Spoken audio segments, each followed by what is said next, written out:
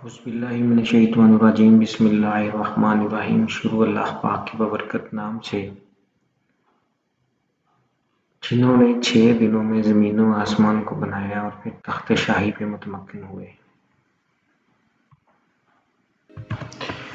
प्यारे दोस्तों, ब्रिकलिंग सॉफ्टवेयर की ट्रेनिंग की एक और वीडियो में हम आपको खुशामदीद कहते हैं और हमेशा की तरह आपसे गुजारिश करते हैं, अगर आपने अभी तक हमारे चैनल को सब्सक्राइब नहीं किया तो काइंडली इसको सब्सक्राइब कर लें और बेल आइकन को क्लिक कर लें। आइए चलते हैं अगली ट्रेनिंग वीडियो की तरफ।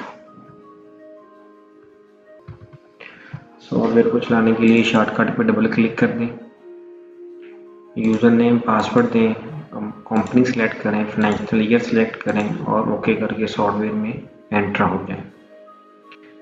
अभी तक बेसिक पैरामीटर के ऊपर हमने फिलर डेस्टिनेशन एंट्री तक हम लोगों ने सीख लिया है। अगली हमारी जो वीडियो है वो है इजेक्टर वर्किंग कैटेगरी। जब इसको हम क्लिक करेंगे तो इजेक्टर वर्किंग कैटेगरी का फॉर्म हमारे सामने अपीयर हो जाएगा। अच्छा, इजेक्टर हम किसे कहते हैं? जैसा कि पहले भी डिस्कस हो चुका है कि हम भराई वाले को फिलर कहते हैं, पथाई वाले को मोल्डर कहते हैं, नकासी वाले को इजेक्टर कहते हैं और जमादार को हम मेट कहते हैं।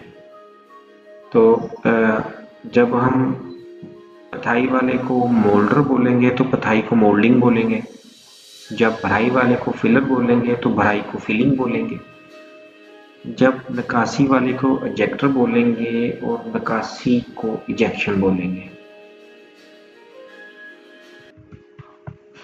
अच्छा, इसमें अभी हमने जो फॉर्म ओपन किया है ये इजेक्टर वर्किंग कैटेगरी। ये क्या चीज़ है इजेक्टर वर्किंग कैटेगरी? जैसे कि हमने आपको बताया कि सॉफ्टवेयर को डेवलप करने से पहले हमने कम से कम भी कोई 40-50 भट्ठा के लोगों से मुलाकातें की, मुख्तलिफ एरिया के लोगों में।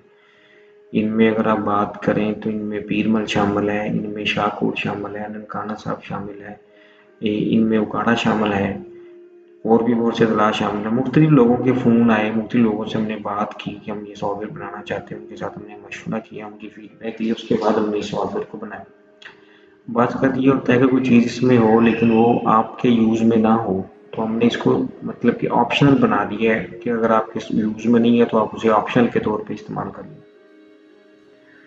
अच्छा, इजेक्टर वर्किंग कैटेगरी से मुराद ये है कि वो काम जो इजेक्टर करता है। डेफिनेटली जब हमने निकासी वाले को इजेक्टर कहते हैं तो इसे ये बात समझ में आती है कि वो इजेक्शन ही करता है, लेकिन मुख्तलिफ भट्टों पर इसकी मुख्तलिफ रूटीन होती है।